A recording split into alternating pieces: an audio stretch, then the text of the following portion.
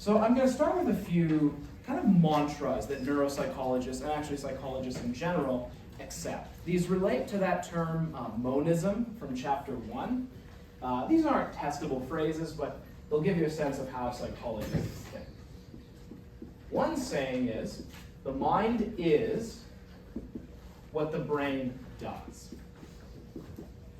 In psychology, the standard view today is that the functions of our mind are ultimately functions of our brain. So whenever you think or feel an emotion or recall a memory or any other capacity like that, there's something in the brain that's undergirding that psychological capacity.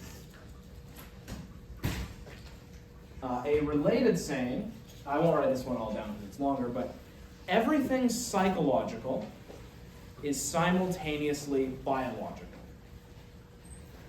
You can never have something change in your mind without a corresponding change occurring in your brain. Now, I will note, this is for any of you going on to the field, there is a movement now in psychology to emphasize the rest of the body as well. And we'll see in later chapters, actually, there are some ways in which other parts of our body contribute to, say, emotions, for example. There's a perspective called embodied cognition, which tries to emphasize the ways in which the body is relevant. But leaving that aside, certainly the heavy lifting of thinking and feeling and deciding is done by the brain.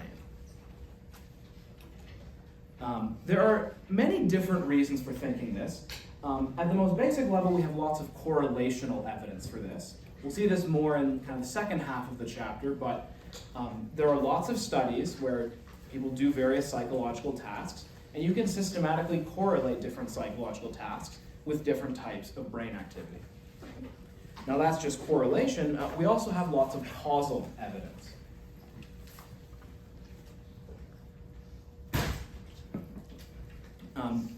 For just about every psychological function that you care about, we can point to different parts of the brain that, if destroyed, you will no longer be able to use those capacities. And we'll see this in detail more in the second half of the chapter. There's lots of sad stories about this. Again, some of them we'll see later. One of my professors used to work at a psychiatric hospital, and he would have patients who had brain damage, and their wife comes in and comes out crying and says, "That's not my husband." My professor had time to say, yeah, in some ways it's not your husband anymore. Even things like our personality can be disrupted or changed through damaging the brain. And here's one final thing to think about with relation to this. Think about sleep. So hopefully most of you sleep, at least sometimes. I mean, I know you're first years, but hopefully you sleep. Think about what happens when you sleep. You lay down and your brain activity slows down. What happens to your consciousness? It basically goes away, except for dreams. Right? Obviously you have dreams, but there's periods of sleep in which there's essentially nothing going on. So you just turn the brain down, and thought and consciousness seems to disappear. So this is all, I think, very strong evidence that thinking is ultimately a product of brain functioning. Now, I'll throw in a little teaser before I show a video. So I'm going to show a video about this, but we will be returning to this subject in chapter 6. There's a contemporary argument against monism called the hard problem of consciousness. We'll be talking a little bit about that. That's probably the most serious contemporary challenge to this view. The mind is what the brain does. But we won't be covering that in this chapter. Instead, I'm just going to show a video. This is just a quick clip from Paul Bloom. Paul Bloom is the guy who does those intro psychology lectures that are linked to in the syllabus, which are very helpful. I mean, they're a bit long, but this is a quick clip from him talking about this view that the mind is what the brain does. And in particular, he talks about how lay people sometimes rebel against this view in interesting ways. So hopefully this works today.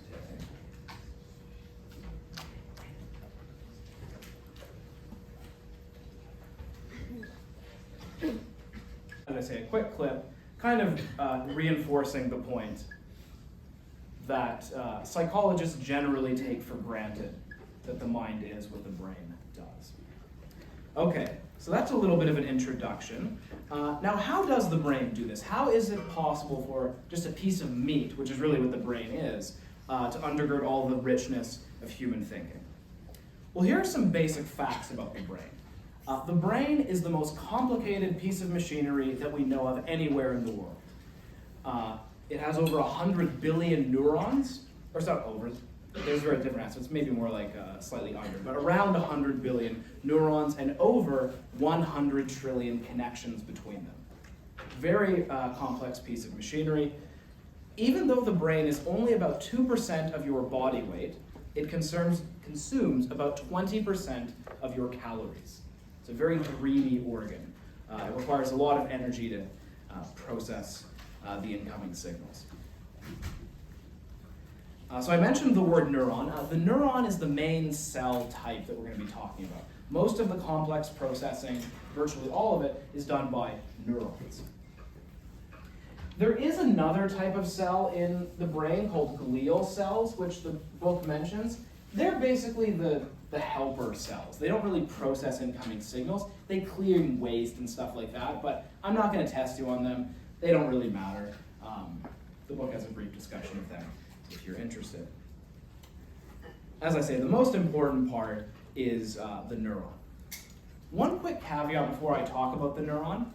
Throughout this book, or throughout this chapter, I should say, I will sometimes personify different biological systems. I may talk about the neuron wanting to do something, or the frontal lobe thinking about something.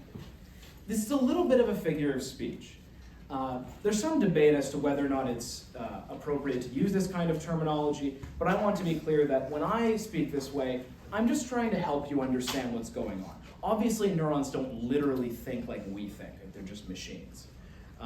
But I will sometimes speak that way. So here is a bad drawing of a neuron. You'll see better ones in the book, but this will give you the basic idea. So there are different parts of the neuron. The middle part is called the soma, or cell body. That's the sort of boss of the neuron. There are little thin cells going out from the back of a neuron. Those are called dendrites. The dendrites receive signals from other neurons. They're the receivers. And then the big long thing coming out from the neuron is called the axon. And the axon sends signals to other neurons. So that's what's going on in your brain. Right now, when you're thinking about stuff, it's a bunch of neurons like this, with axons sending signals, dendrites receiving them in really complicated ways. It's kind of cool when you think about it, 'cause that's what's allowing you to understand what I'm saying right now. It's like some weird conception thing or something. So those are the basic components. One other part I'll add is the myelin sheath, which is a testable term as well. The axon is covered with these sort of tubes of fatty tissue.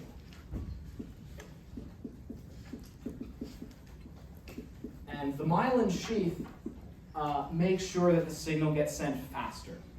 That's their job, to make sure that the signals that run up the axon get sent more quickly.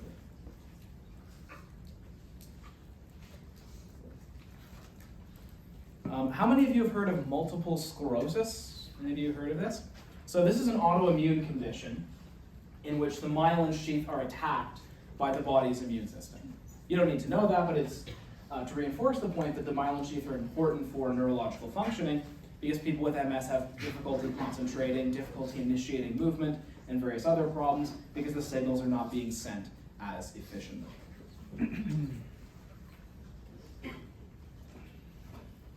So those are the basic parts of the neuron. And I will now talk about the part that gave me the big, oh yes? Do we also need to know nodes of Ranvier for the Don't worry about it.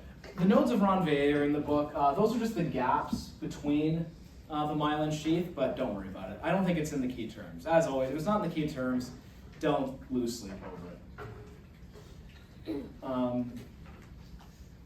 Yeah, so I will now talk about the part that, when I was a first year, gave me the biggest headache, which is how neurons initiate signals. So this part's potentially headache-inducing, but I'll do my best to go slowly and really break it down. And as always, I encourage questions if something is confusing.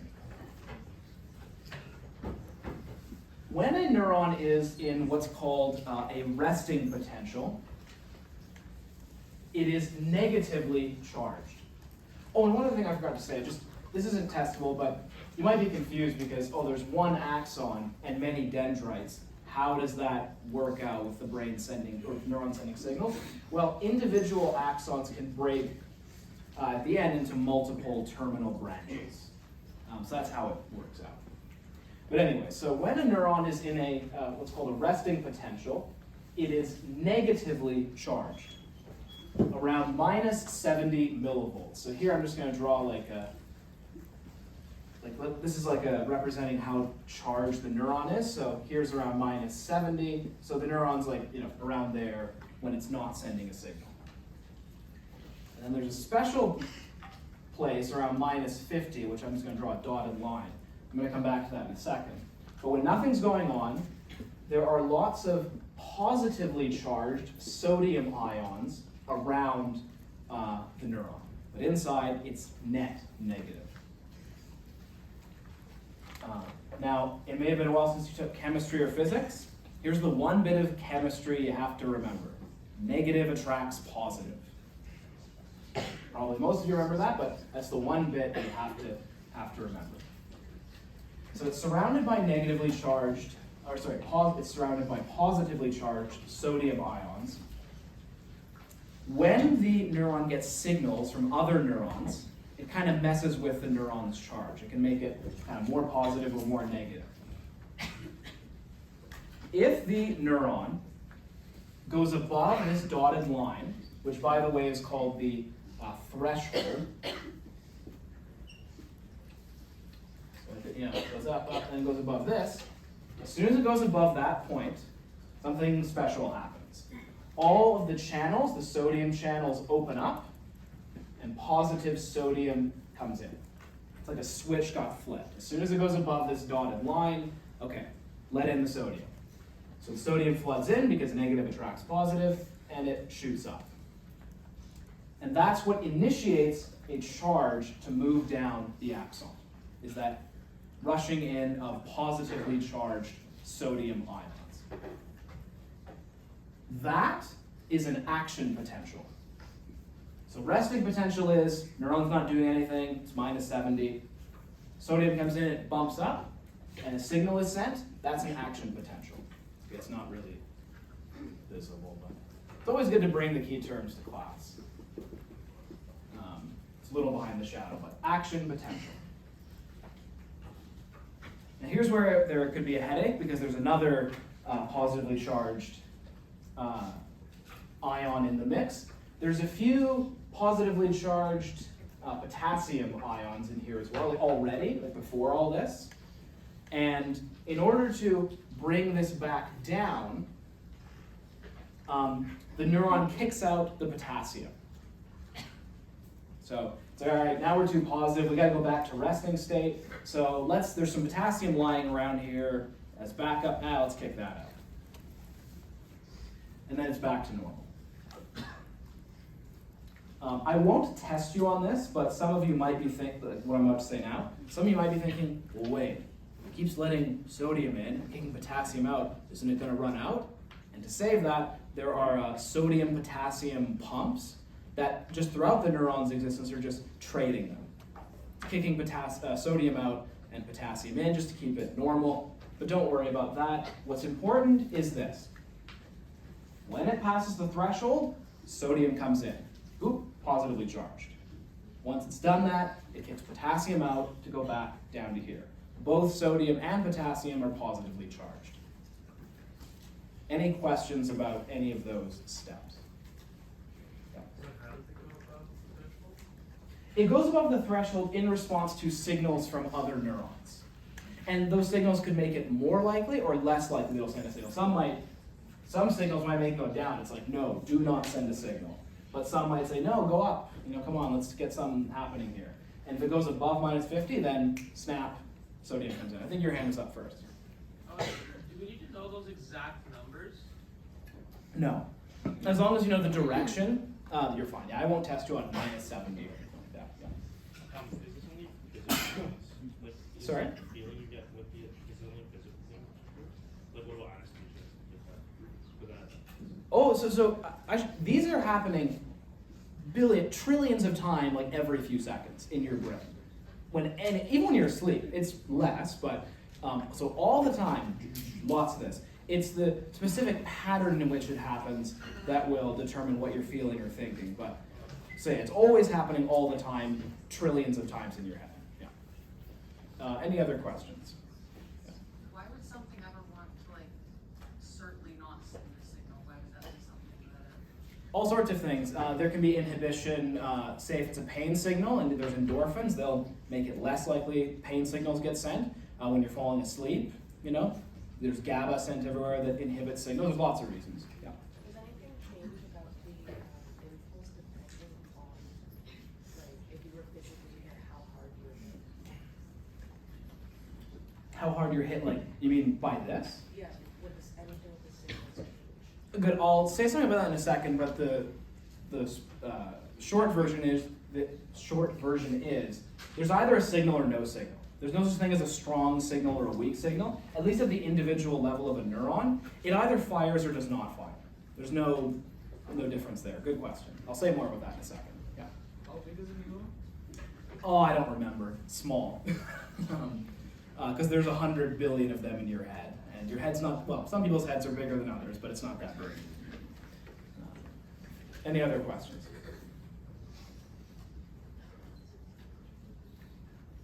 Okay. Okay, we got through it. Okay, that's the most headachy part. One term also is refractory period.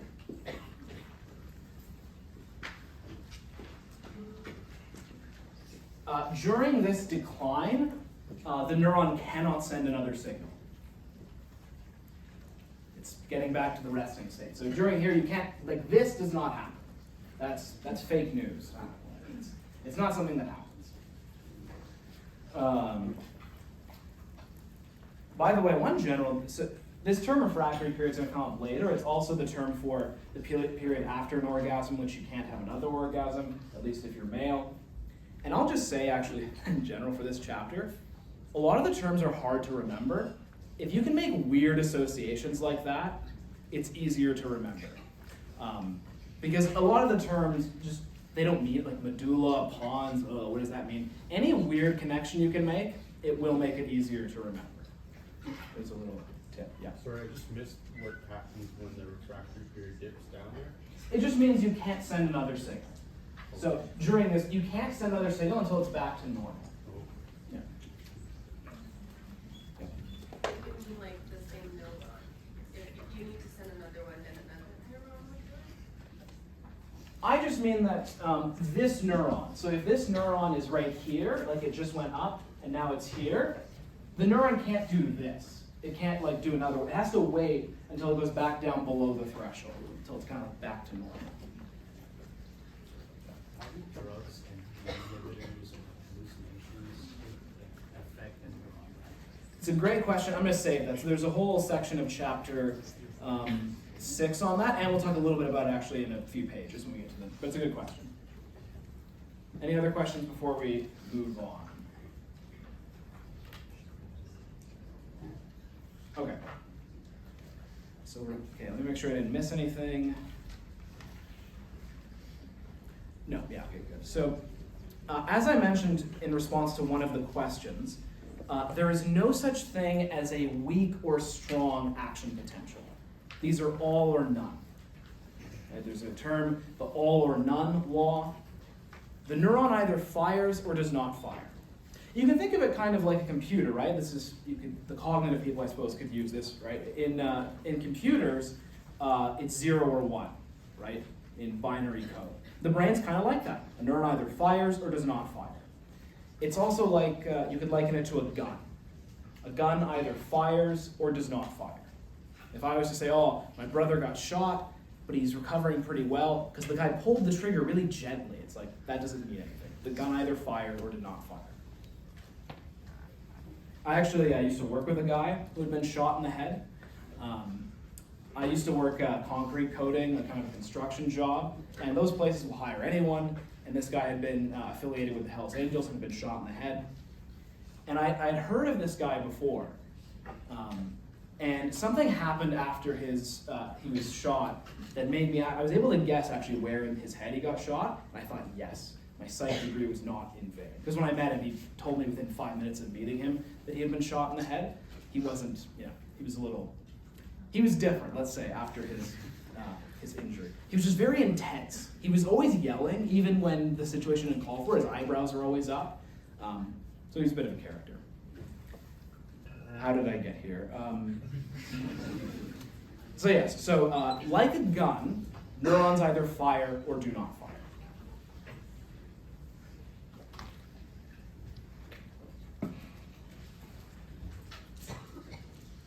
Okay. So when a signal, actually I'll just erase this is no longer needed. When a signal gets to the end of the axon, you might think, oh, then like the signal just goes across the synapse to the next one. But that's not how it happens. So let's say this goes to here. Let's say here's another neuron. So this is a dendrite, this is the end of an axon. The tips of the axon and the dendrite do not touch. There's a little space between them. And that space is called a synapse. That's a very important term. So when I said there's maybe 100 trillion connections in the brain, I mean these. That's a connection. And the way that the axon communicates to the dendrite is little chemicals get sent across. And actually what I'm going to do is, I'm just going to what I draw next is going to be like this, but like zoomed in, just to make it more clear. So we're going to zoom into that little space in between the axon and the dendrite. So here's the tip of the axon and the tip of the dendrite. Little chemicals get sent across. Those little chemicals are called neurotransmitters. We'll be looking at those, and you will have to know the names of them. That's just the way it is. Some of them you may recognize. So the charge gets to the end of here and then causes little chemicals to get sent across, which are called neurotransmitters. And then these will bind with receptors on the dendrite and do different things. There are, broadly speaking, two different kinds of neurotransmitters. We'll be going through more names in detail in a second, but broadly speaking, there are excitatory neurotransmitters and inhibitory neurotransmitters. Any guesses as to what the difference is between them? One gets excited, the other gets Actually, good guess, but let's say with regard to action potentials in the next neuron.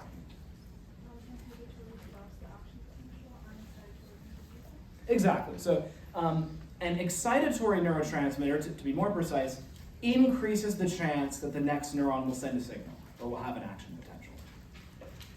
An inhibitory one decreases the chance that the next one will send a signal.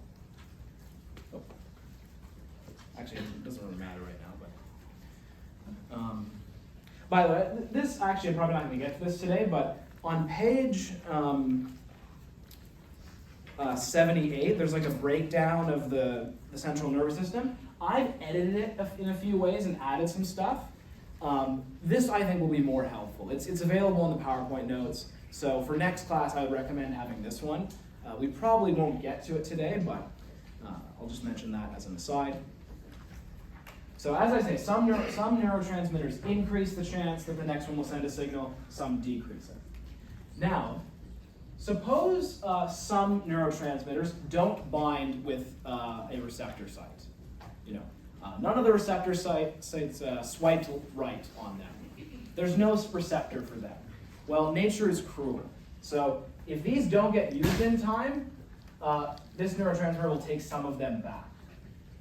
Okay, that's it. Yeah, these 4 made it across. These 4 didn't. the synapse or the axon will take some of them back. That is called reuptake. Pretty intuitive name. So it takes back and recycles some of the neurotransmitters if they didn't make it across in time.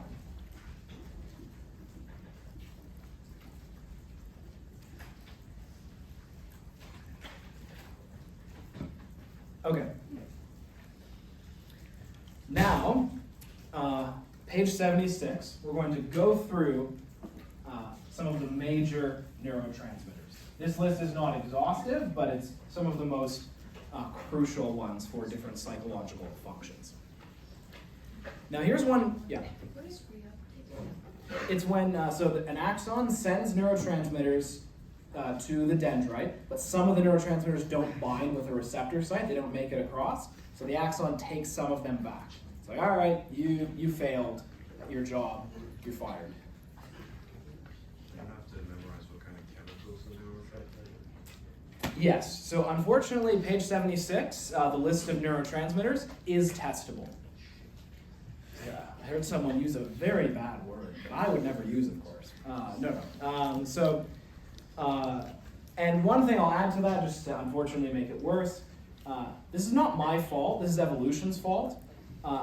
Some of the neurotransmitters have similar functions. There's some overlap, which makes it kind of a pain to memorize. The same is going to be true for brain areas. There's like 3 or 4 brain areas involved in movement that have slightly different jobs related to movement.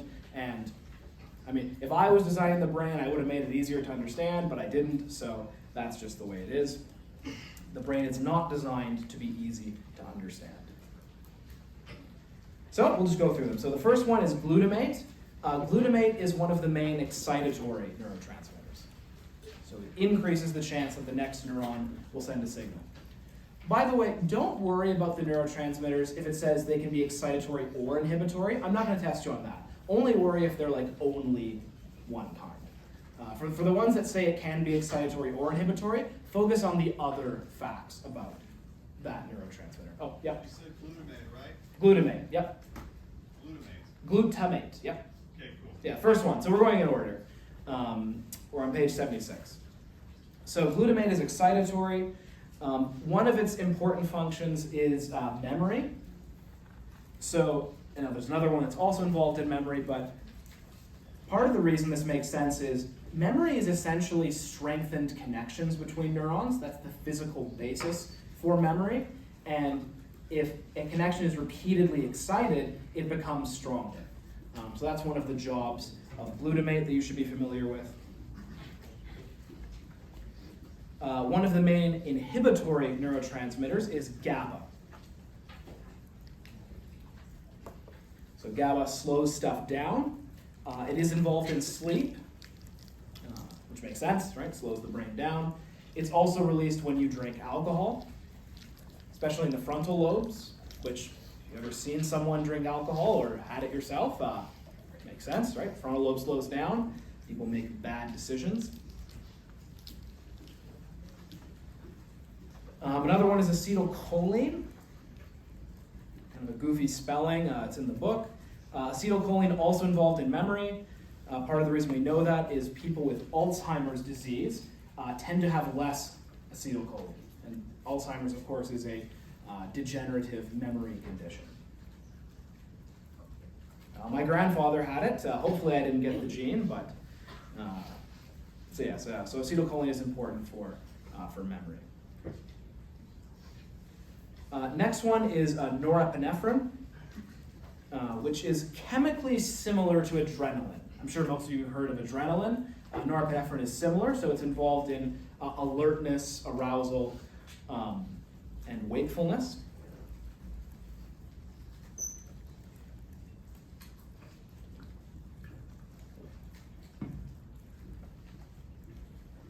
The next one, I have strong views, and I should probably not spend too much time on this, but serotonin. How many of you have heard of serotonin? So a good amount. I won't ask for a show of hands, but probably a good number of you are on selective serotonin reuptake inhibitors. They're in some estimates I've seen the most widely prescribed psychiatric medication in North America. So serotonin is widely believed by some psychologists and psychiatrists to be involved in depression. There's kind of a common view according to which low serotonin causes depression. I'll just note in passing, I think that's false. I won't test you on my opinion on this, but there was a recent excellent meta-analysis, which is where you, as you learned in chapter 2, you combine lots of studies that find big effects, small effects, negative effects, and I think pretty conclusively showed that that's not true. Now, having said that, there is good evidence that SSRIs do help with depression, at least somewhat better than placebo. So I'm not saying they're total garbage, but it's not so clear that the reason they work, in fact, I think it's quite clear that it's not the case, that the reason they work is because they're reversing a chemical imbalance. I think there's very poor evidence for, that it's a chemical imbalance that underlies depression. I could go on in more detail about that actually, but I'll probably just stop there. You should know that it's widely thought that low serotonin causes depression. I think that's questionable at best. Another one, I'm going to go out of order, and dopamine is probably the most interesting one, but the bottom one that's listed is endorphins, which inhibit pain signals. This is like the body's natural painkiller. These are released during pain, obviously, during exercise as well. Exercise is kind of damaging the body in mild ways, and so endorphins get released. This is what's sometimes referred to as the runner's high. Some of you may have heard that phrase. They are also released by opiates, so heroin, morphine, fentanyl, all those. Yes? Sorry? Oh, endorphins. Yeah. Okay, we have one left. Any questions about what I've said so far? Yeah. For GABA, do we need to know what the acronym stands for? Or just need to No. know If it's on the test, it will be called GABA.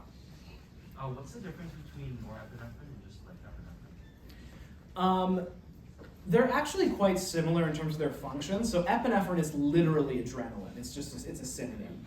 Epinephrine, for some reason, is not listed, and I don't feel like adding suffering to you guys, but technically norepinephrine is equivalent to noradrenaline. But they're all chemically very similar and have similar functions. But again, I won't test you on. Yeah. It's a good question. I actually don't know. I mean, I've seen the show House MD, and I know that they do that, but that's the extent of my knowledge of that. Oh, is an EpiPen epinephrine? Yeah. Oh, cool. See, I learned something new today, too. So, obviously, I'm the wrong person to answer that question. Any other questions? Okay. Okay, so I've talked about endorphins. The last one that I'll talk about is dopamine. Dopamine is involved in, there's two things it's probably most famously involved in. Voluntary movement and the experience of pleasure or reward.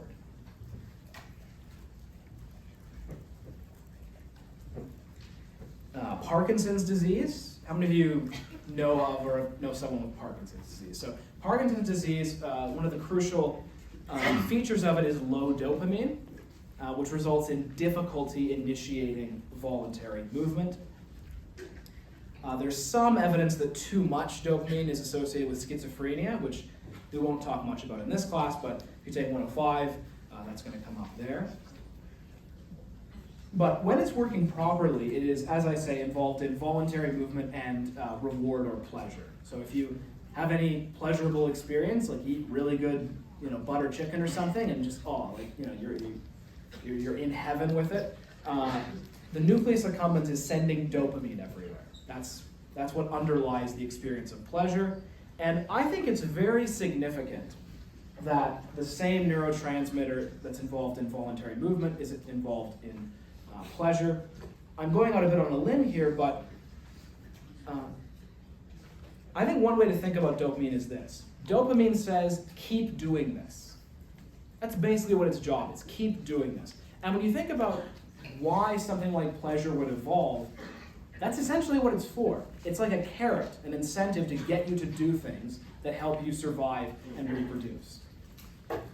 Eat, find a mate, be a part of a group, like a social group, because of the way in which we evolved. If you're socially ostracized, you're probably not going to make it. Humans are pretty weak. We survive well because we are able to be in groups, and I don't think I need to specify why food and sex are evolutionarily important. So dopamine is essentially keep doing this. That's what the point of dopamine is. Okay. Any last questions on neurotransmitters? Yes. There's a chemical difference. Endorphins are not involved in voluntary movement, and endorphins reduce pain, but the endorphins are not the feeling of pleasure. You would probably need both endorphins and dopamine for that. What the endorphins' specific job is to reduce pain. So like when you give birth and stuff, there are endorphins being released? I hope so. I'm not an expert in that. I remember when I was in middle school, there were legitimate debates between like friends of mine on whether getting kicked in the nuts or giving birth was more painful. And all the guys were like, no, bro, it's worse. And I was like, that can't be right. Like, that just can't be true. So I don't know if there's endorphin. I hope evolution was nice enough to have endorphins for that, but I actually don't. I know that after giving birth, your brain is supposed to feel kind of like hazy and foggy and everything, so that you're a little less aware of the pain from what I. No, that makes sense to me. I'm not an expert, obviously, in that, but that makes sense to me. Yes? I believe it can be both. Yeah, that's what the book says. So if it can be both, don't worry about whether it's excitatory or inhibitory. Part of the weird thing about things being excitatory or inhibitory in the brain is sometimes neurotransmitters are inhibiting an inhibitor, which means that it's really excitatory, but that's why sometimes there's overlap, but don't worry about that if it can be both. Any other last questions? Okay.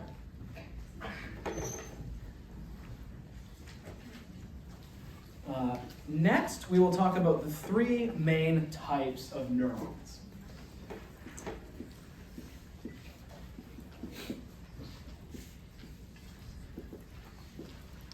Sensory neurons, interneurons, and motor neurons.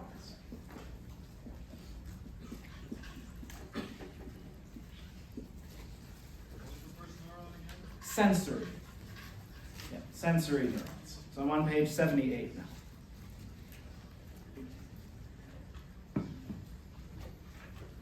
So here's what these three do. Sensory neurons, as you might be able to guess, are connected to the sense organs. The eyes, the skin, the nose, etc. Their job is to receive signals from the environment. Light, sound, pressure on the skin, whatever. Right? So then they get that information to the brain. Motor neurons send commands to the body to move and stuff. And then interneurons are everything else, everything in between. Since the brain is essentially a kind of a command and control center, it's really helpful to think about the fact that these are the three main parts, right? As we saw in chapter 1, William James famously said, thinking is for doing, and I think that's right, and the fact that the brain is structured like this kind of bears that out. The way the brain is set up is to receive information from the environment, that's the sensory neurons, and then process that information. But the vast majority of the neurons are interneurons. So all the neurons that are doing all the complicated processing of the incoming information, that's what these do. And then the motor neurons take that information as a basis upon which to initiate voluntary commands that are an adaptive response to the environment. So if one of you was to throw something at me for some reason, so the object comes, the sensory neurons will get that information, send it to the interneurons, which will then process it. Okay, it's a red tomato, it's coming this fast, and so on. And then the motor neurons will initiate, movement that's adaptive based on the information I have and help me, hopefully, to catch it. So those are the three basic types of neurons. Okay, any questions on those? Okay, yes? So for the motor neurons, it initiates voluntary commands and responds to those commands? Not response to those commands, that would be later. So, like if I do this, motor neurons, which are around here, as we'll see later, send signals to the muscles in my arm to do this.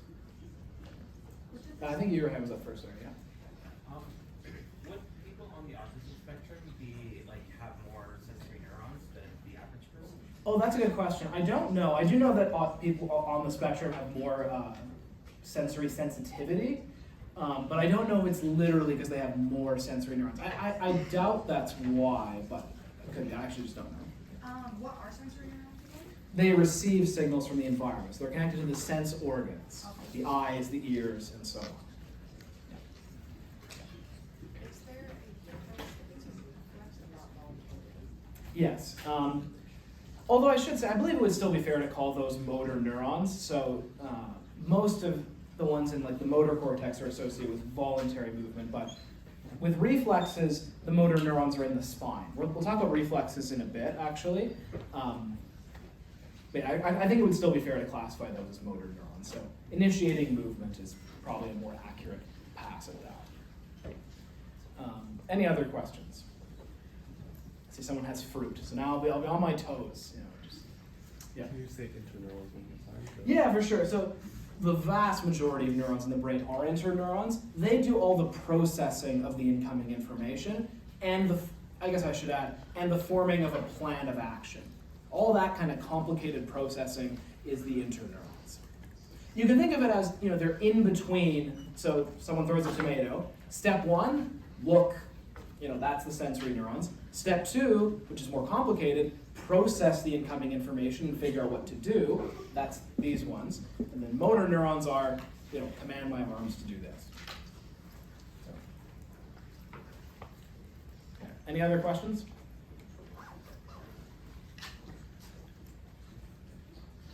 Okay.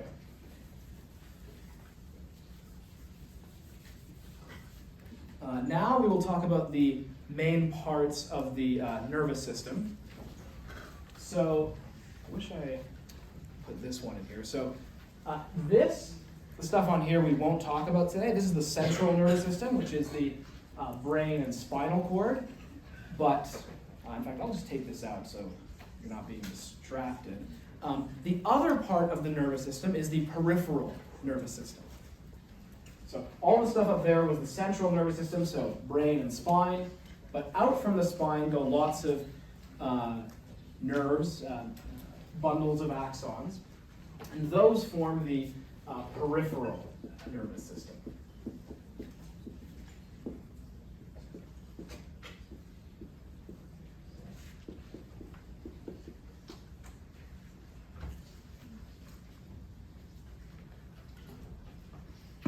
And that further divides into two bits. The somatic, all of these come with nervous system after, but I'm going to save space and not write that all down. So the somatic nervous system and the autonomic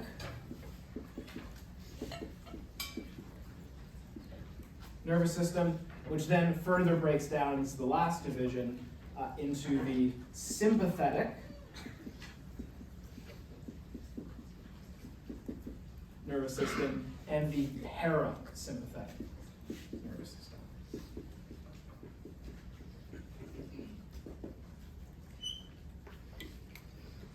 So let's go through these. The somatic nervous system is movement. So the motor neurons send signals to this part of the system to make you, do this or talk or whatever. I'm part Italian, so when I talk, this is going a lot because my hands move. It's like the old saying, how do you shut up an Italian? You tie his hands behind his back. It's true. So that's the somatic nervous system. Autonomic, the word is sort of similar to automatic. That will help you. This operates outside of conscious voluntary control. And to understand what it does, it's easiest just to summarize the two parts of it, and then you'll kind of get a sense.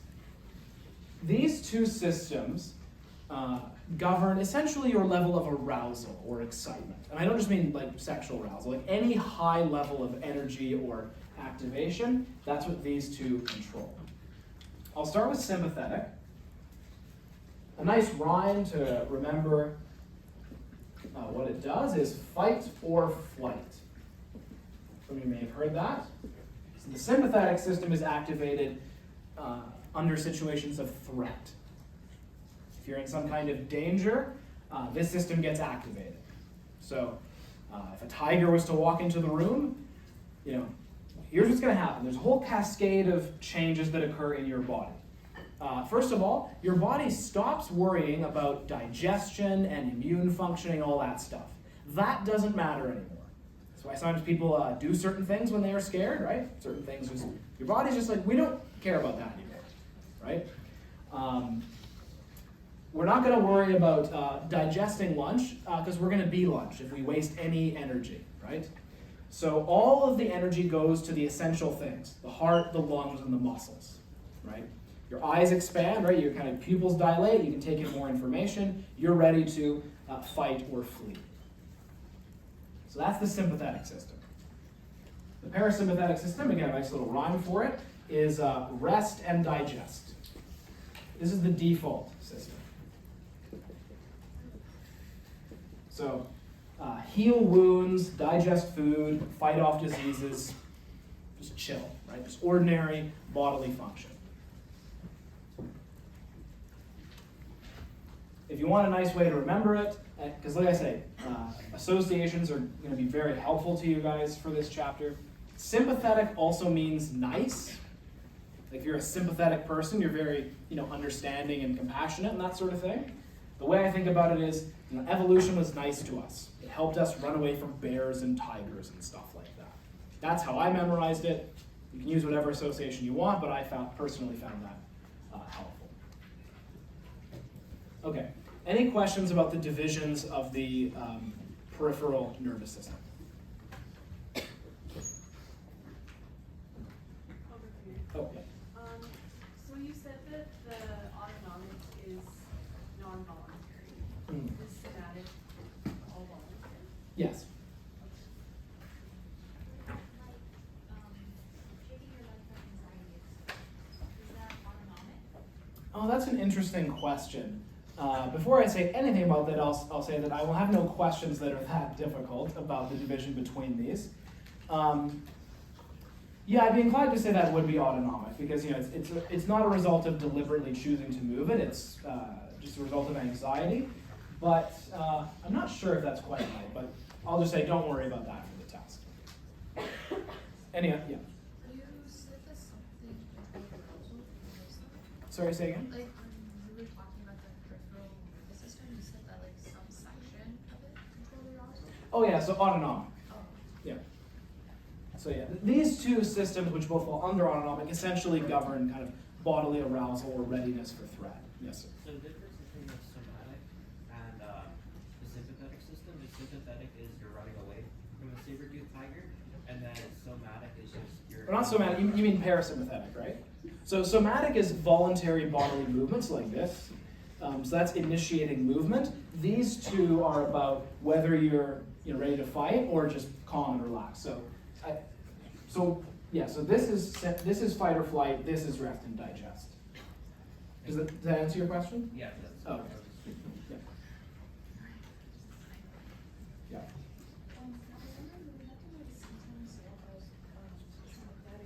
Sorry, say again? The symptoms, like increase in blood and Yes. Yeah. Any other questions? Yeah. On a test, are we ever going to be asked what part of the peripheral nervous system when movement would activate? No. Like, what do you mean? Like, because I mean, for the somatic, it can move any part that is under. I'm not going to say like, can it move the foot? Because the answer will always be yes. I mean, but yeah. I mean, like, would it, on a test, would a question give you a scenario, and then you would say what parts would activate in that scenario? If there were a question like that, all it would be is like, It would be more so like what situation would activate. If it's like the difference between these two, it's going to be which kind of situation would activate which. I won't ask for more detail than that as far as, yeah. Does that answer your question? Yeah.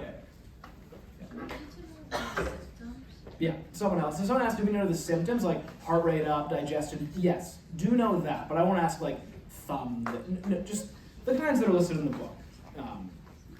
More blood flow, all energy to the heart, lungs, and muscles, not digesting food, not fighting diseases. Like, yeah, that's good to know. Okay. Any other questions? Okay. How are we doing for time? We have 25 minutes left. Someone asked about reflexes. So when a reflex is initiated, that means that movement is initiated without the brain. That's what a reflex is. So, when the doctor hits your knee or whatever and you kick, the brain's not involved. The spinal cord is pretty dumb, but it can, in certain situations, initiate movement. Another case is intense pain. Well, I should say intense bodily damage. So I'm sure all of you at some point in your life have touched a hot stove or some other hot thing. Don't do it on purpose, but the next time it happens to you, pay attention to how it felt. You'll notice something. You pull your hand away before it hurts, right? And the reason is the spinal cord is pretty dumb, but it's smart enough to know when your hand is burning. So it is able to, on its own, without the brain, initiate a retraction of the hand before your brain can go, oh, that hurts. So that's an example of a reflex, yes. What about things that are phantom pains? Is that just completely in your head, or are the neurons firing, or how? Yeah, I think the standard view there is that it is in the brain, that it's kind of a habit of the sensory cortex initiating the pain. But the actual nervous system isn't involved with that, or? Well, the brain is part of the nervous system, but like the periphery, I don't know how much it's involved, but I think the standard view would be that the brain is involved as well. There's kind of habits that can form in the sensory cortex. This is another thing you will not be tested on. No. Yeah. I thought that it was due to nerves being improperly cut off, so they fire randomly. So they find that could be right. This is not my area of expertise. That could be involved too. Another thing you won't be tested on. Any other questions?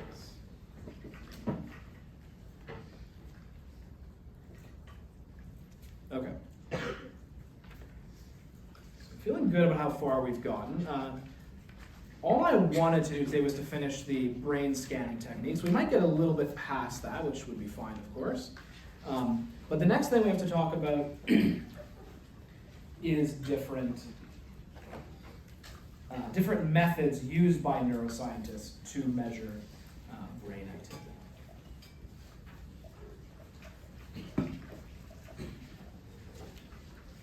So there are some direct kind of causal techniques we can use. One that I don't think has been done in a while, but was done very widely by a Canadian researcher named Wilder Penfield, is while patients were undergoing brain surgery, he would stimulate parts of the brain. Now this is not painful. The brain doesn't have pain receptors for itself. It's too busy detecting the pain of the body.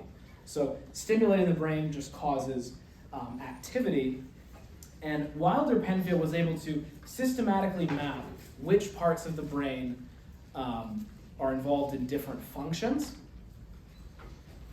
through stimulating parts of the brain while people were undergoing surgery. Yes?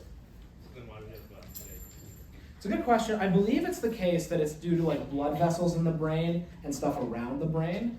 Like there is matter kind of under the skull and over top of there. I once asked my neuroscience professor, that's what she said. I'm not a headache expert, but it's not like the damage of the brain causing the pain.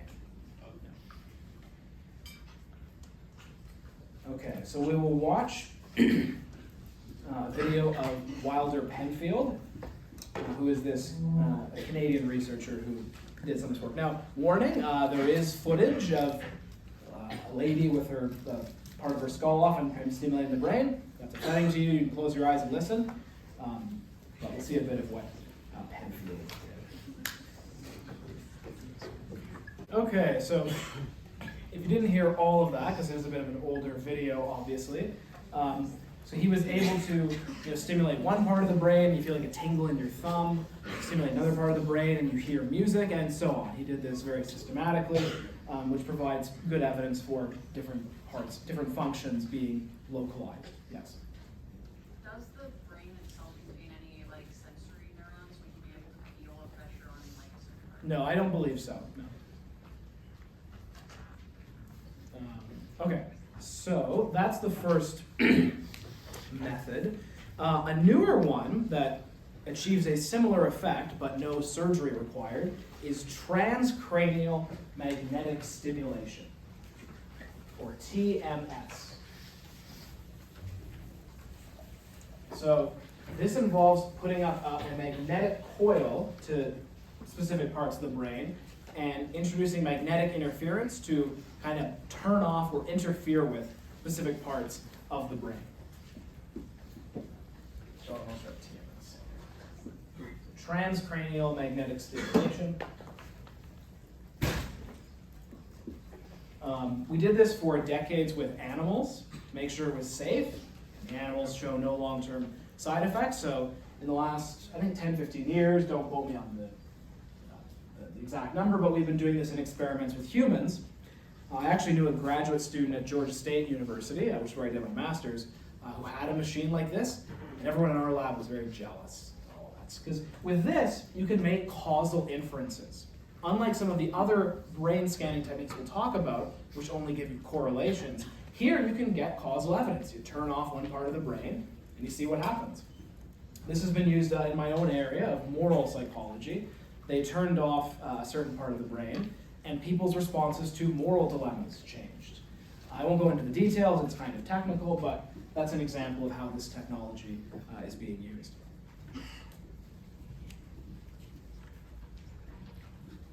Okay, now on the different scanning techniques, one helpful thing to distinguish is the techniques that give you a video of some kind, or at least give you kind of second-by-second information about which parts of the brain are activated, and the ones that do not. The ones that only give you a picture.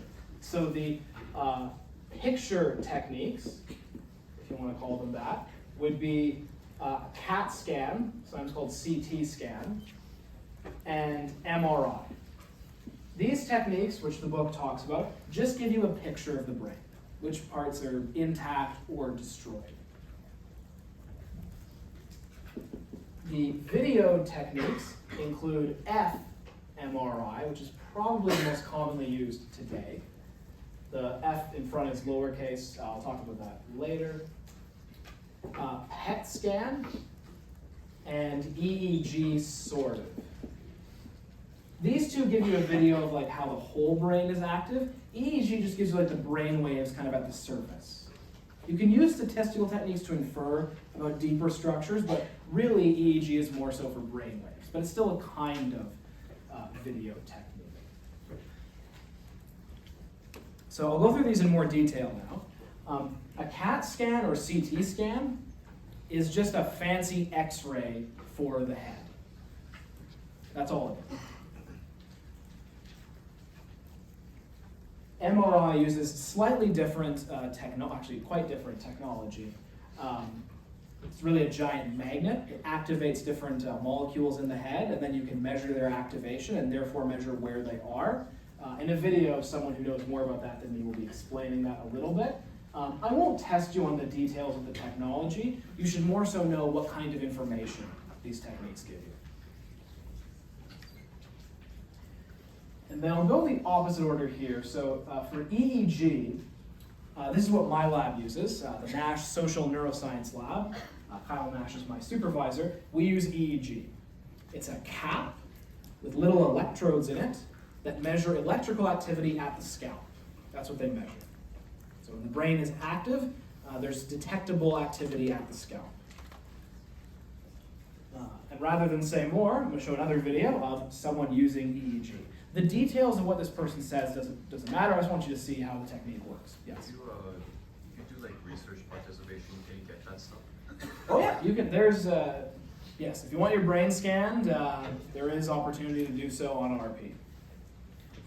Not fMRI. fMRI is much more expensive, which is why my lab uses EEG, because we're cheap. EEG is cheaper. So we'll watch a video of EEG in action, and then I'll explain PET and fMRI. We'll watch an fMRI video, and that will probably take us to the end.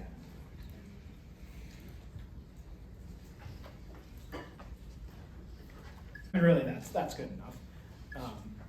Yeah, that's just to show you kind of the output of the technology. So as I say, it gives you brainwaves. It's often used for diagnosing sleep disorders. There's detectable differences in brainwaves that are different between wakefulness and being asleep. It has some other uses as well, but I won't get into all the details there.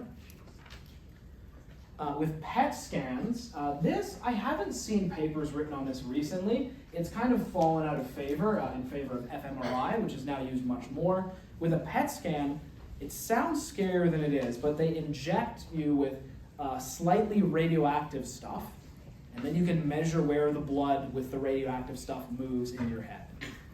So it's a way of measuring blood flow in the brain.